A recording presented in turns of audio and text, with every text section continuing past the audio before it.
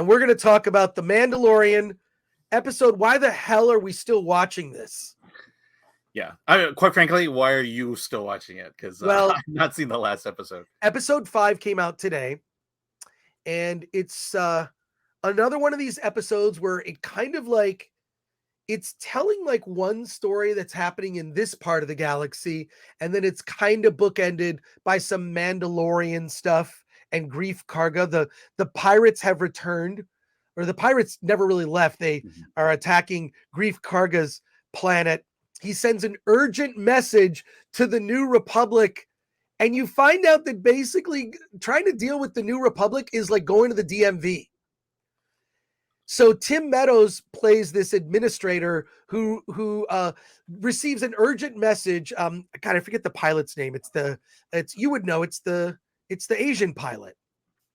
Oh, I have no idea what name that is. Did you just drop out? Really? No, I had to blow my nose. Oh, okay. There's an Asian pilot who's been in some previous episodes, and that pilot. You're talking about the movie, right? Or are you talking about the TV series? No, I'm talking about the TV show. Oh, okay. He was in season 2. Okay, I was thinking. It's just like I was thinking Lando's Asian pilot, but they're like space cops. Anyways, yeah. So he goes. I just forget Sulu. The name. That's who it is. What's his name? Sulu. Oh, John Mandeling, the Asian pilot, is Sulu. No, he's just like, he's a fine character. He's just Captain Narrative. You know, like whenever you need to give a piece of plot stuff to a character, you just give it to some inconsequential person. So the pilot is like, well, I'm going to do something. He flies all the way to Coruscant, goes to the administration building, shows them the message from Grief Karga that's on this little hologram. And then it's like, we're kind of like spread thin. We can't really do anything. So he goes and then talks to the Mandalorians that are on that beach. I have no idea what's going on there at that beach. They're just going through a series of trials and rituals with the foundlings. This is what Mandalorians do when they're on vacation. All of this is incredibly stupid. And I think it would actually be better. Carson, thank you, Retro Nerd Girl. I was watching Retro Nerd Girl this morning, actually. Carson is the character's name. Totally fine character. Just like, it's just plot device. Goes to visit Tim Meadows on Coruscant to basically get like we gotta help this, this outer rim star system to defeat these pirates, and something weird is going on. So I just, here's what I feel about the show. Quick aside, I don't want to summarize the entire plot. It's just that this is not the Mandalorian show anymore. It's the Star Wars show, because it's focusing on events on Coruscant, the Mandalorian people as a whole, other events happening in the galaxy, like pirates with Grief Karga. I mean, I guess maybe you don't need spin-off shows, and maybe also it wouldn't be so irritating if they just dropped all these episodes at once, because I don't get that sense of urgency. Like when I watch an episode of Picard, I'm like, every episode ends on a cliffhanger. Mm-hmm.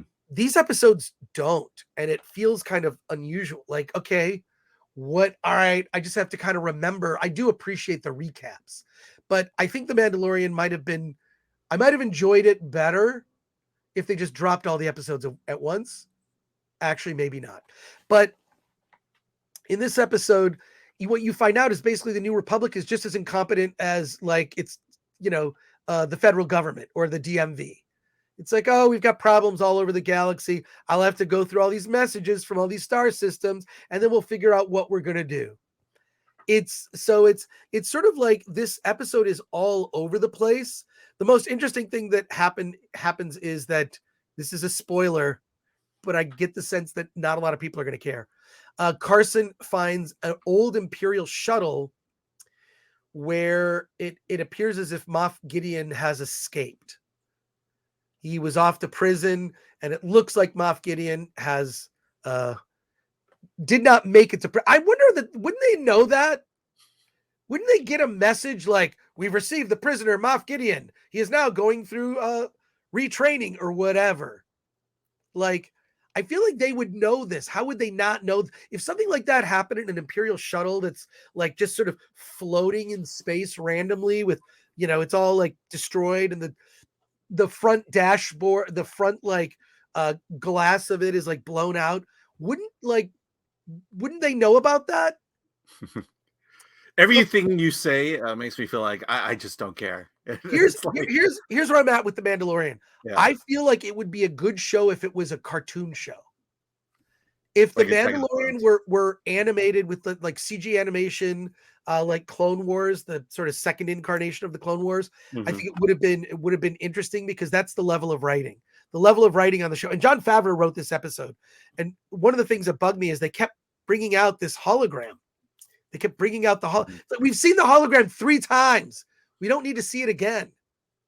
It Yeah, was I mean, let's assume everyone that says that The Mandalorian basically leads up to the sequels.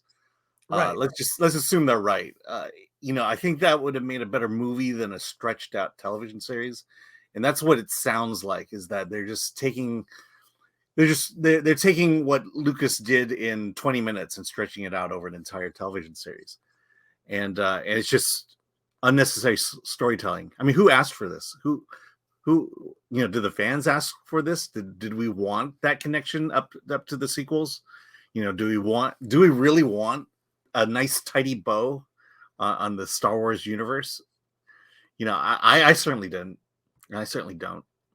Well, I just, the show's not getting better. It's confused. It's all over Yeah. the map. Um, I I mean, don't know. you could say the quality of the writing is much better than Kenobi, but there's storytelling issues that are just so it's so lackluster. That's essentially the feeling I get watching Well, The Mandalorian. on the positive side, I think the quality of the effects is pretty good. Mm-hmm. Meaning the ships and everything, and Andor was so much better though. the ship play, I think was actually pretty good. It's just the problem is because I don't feel that there are any stakes. They will never. The Mandalorian is fine in that Naboo starfighter. Why? Because he's with Grogu. They will never. He's never in any danger. He's never in any danger because Grogu's there. Oh wait, let's get to your chat comments and questions. But to wrap it up real quick on this, I'll say that episode 5 of The Mandalorian is not getting better. I think it's all over the map. Mm-hmm. I think it's the Star Wars show. It's not the Mandalorian show. I think that the stakes have not been outlined.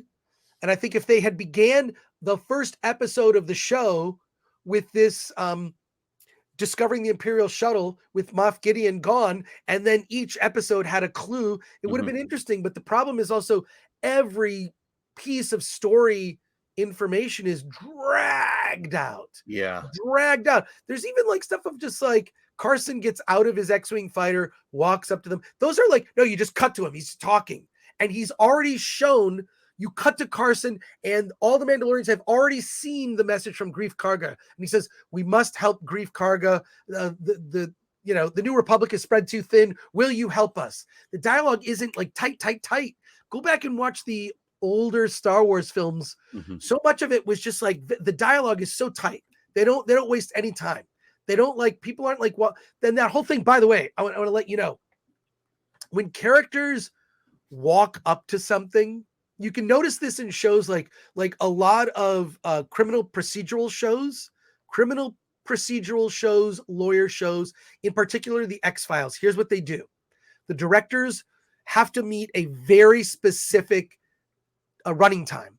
Let's say 48 minutes. In order to make that exact running time, what do? They've got a script that's around the length of what it would be, but stuff gets cut, whatever. They always film inconsequential action. What is inconsequential action? Scully and Mulder pull up to a house. They have a piece of dialogue that doesn't mean anything. They get out of the car. They walk up to the house. They knock on the door. All of that is killing time. It's killing time to make a running time. But you don't need to do that in a show like The Mandalorian where it's streaming and it doesn't matter what the length is. These episodes should be tight, like if you look at old episodes of even the old Flash Gordon or Buck Rogers serials from the 30s, those things just like they'd wipe and like you're going here, you're doing this. Part of the thing that made those things so interesting, the old serials, which heavily influenced Star Wars, is they didn't waste any time getting you to the next thing. And they're doing that in this show, and it's really frustrating. Yeah. I mean, to me, the crime here is I don't know where we're going. I don't know where this is headed. You know, I feel lost that someone's just kind of dragging me along in a wagon, and I have no idea where we're going. We have an idea, you know, the sequels, I guess, is the idea, but again, why Picard works is because that cliffhanger makes you want to come back for the next episode, and that just doesn't happen here. We're going to get into it, but I'll say, look, I'm going to keep watching because I want to talk about it, but I'm not watching it to enjoy it.